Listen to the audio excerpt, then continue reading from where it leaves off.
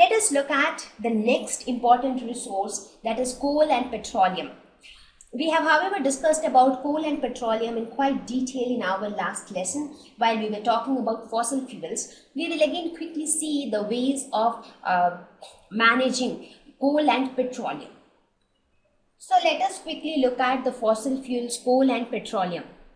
So coal and petroleum are fossil fuels. Why are they called fossil fuels? I don't think I need to explain all these things again because I have already discussed in detail about all this stuff. Still a quick review for you.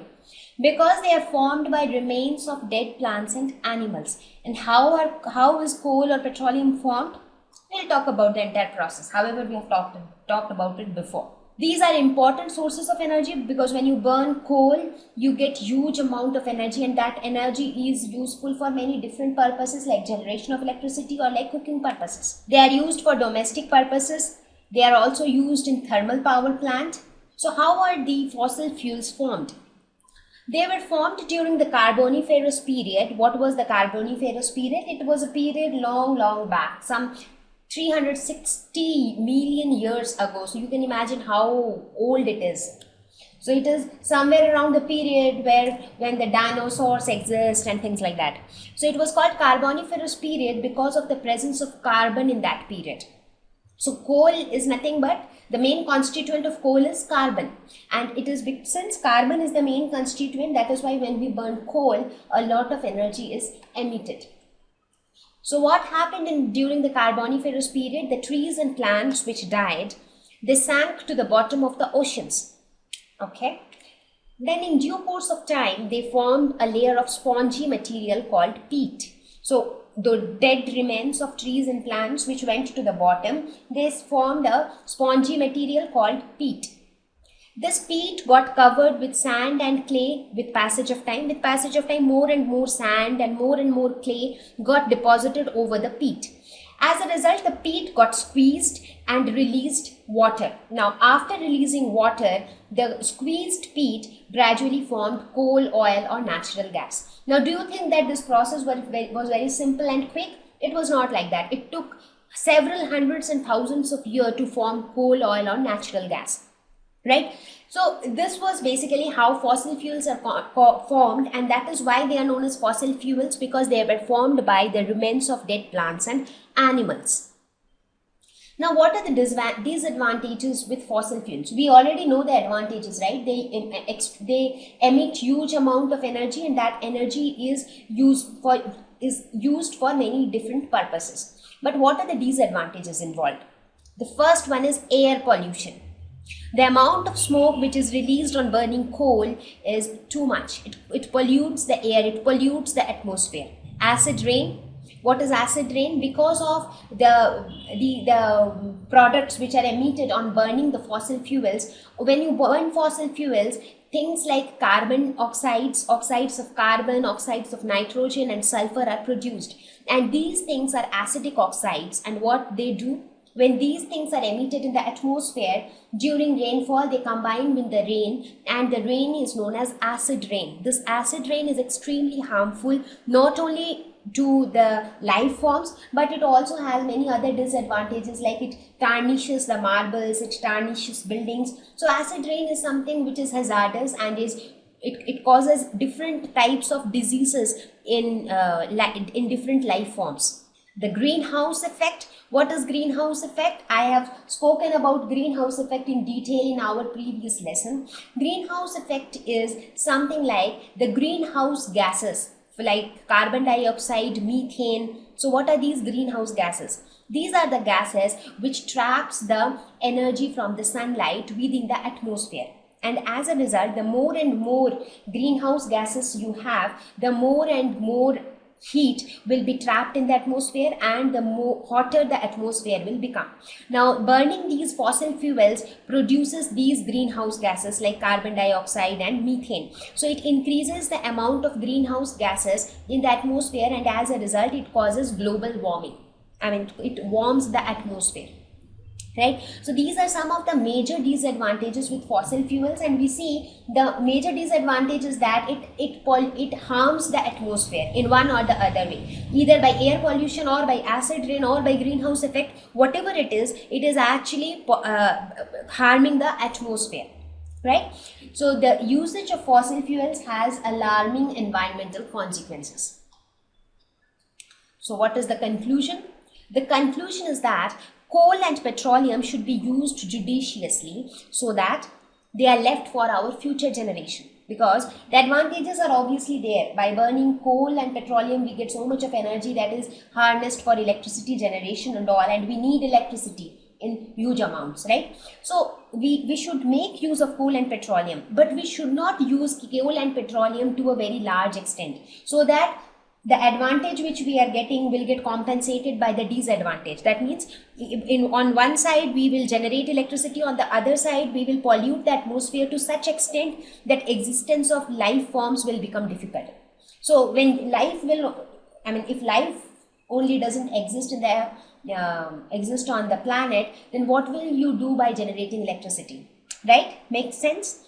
So we should use coal and petroleum judiciously so that the atmosphere is not completely destroyed, at the same time so that this coal and petroleum are left for our future generation also to use. Because again, coal and petroleums are also in limited amount, right? Every day you are not getting huge tons and tons of coal and petroleum, so you have limited stock, but you have unlimited need. So we should make use of it judiciously so that it is left for our future generation, and also we do not pollute the atmosphere unnecessarily.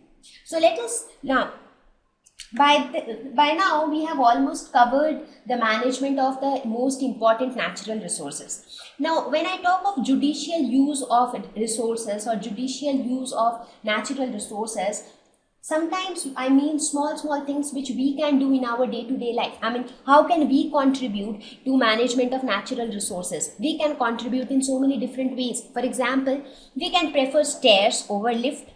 Suppose if we have to go to, now in case you have to go to the 18th floor of a building, in that case it is difficult to use stairs. So in that case you are most welcome to use lift. But let us suppose if you want to go to the first floor or second floor, many of the times people become too lazy to walk even 1 or 2 floors and they use lift. So when you use lift, you are actually, the lift is nothing but an electronic apparatus, so you are actually making use of electrical energy and wasting that energy. Correct? So we can prefer stairs over lift. We can prefer tube lights over bulbs, because bulbs consume more power. So again you are wasting more electricity there. So instead of because all we need is light. So we get light from tube light as well. So tube light is something which will consume lesser power. So we can prefer tube lights over bulbs. Prefer cycling over bus. Bus will consume so much of fuel, but if you cycle, the first thing is you remain healthy. Cycling is good for health. You remain fit and fine, and at the same time you save that amount of fuel. Prefer bus over car. Now let us suppose, cycling doesn't solve the purpose every time. Now let us suppose if you have to travel some 30 kilometers, you cannot cycle for 30, 40 or 50 kilometers, right? That becomes strenuous. So in that case, you can again prefer bus over car, because bus will utilize some amount of fuel, but at the same time it will carry some 50 passengers. But car will utilize almost the same amount of fuel and it will carry just 1 passenger. Right? So it is always preferred to use bus over car. Similarly, while commuting to your school or your office, you can always prefer carpooling. Let us suppose there are 6 of you staying in the same locality and you are all going to the same school. Instead of the fact that all of you go by your own car, it is better that all of you, the 6 of you, go in the same car. So at least you save the fuel of the remaining 5 cars. So these are some of the ways, these are some of the small efforts which, when taken together by everyone, helps us to save a lot of energy. By cycling 1 kilometer, I am saving a very small amount of fuel. But if that practice is followed by every person, altogether we are saving a lot of energy. right? So these are some of the small things which we can implement in our day-to-day life, so that we can also contribute, or we can also give our part, or we can perform our best to conserve our natural resources. Sustainable management is the gist of this entire lesson. So what we should always concentrate on is sustainable management. That means managing natural resources in such a way that they can be sustained for the future generation, so that they do not get depleted or they do not get extinct. So we have to manage the natural resources in that way. So what is that sustainable management? Management of natural resources in such a way that basic need or dependency from these resources is met. It is something like, managing the resource doesn't mean that you do not use that resource. You use that resource to meet the basic needs. For example, let us suppose you need water for your survival. So you make use of water, you utilize water for drinking purpose, for cooking, for washing clothes, you make use of it, but you do not waste water, do not overuse it. So use it for the basic needs.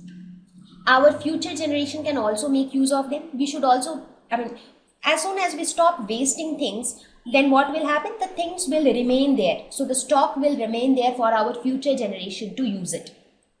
Use of these resources do not cause too much harm to the environment. If we make too much use of these resources, for example, if we burn too much of coal, we should burn coal only to that extent what we need, right? But if we start burning too much of coal, we are causing more and more harm to the environment unnecessarily.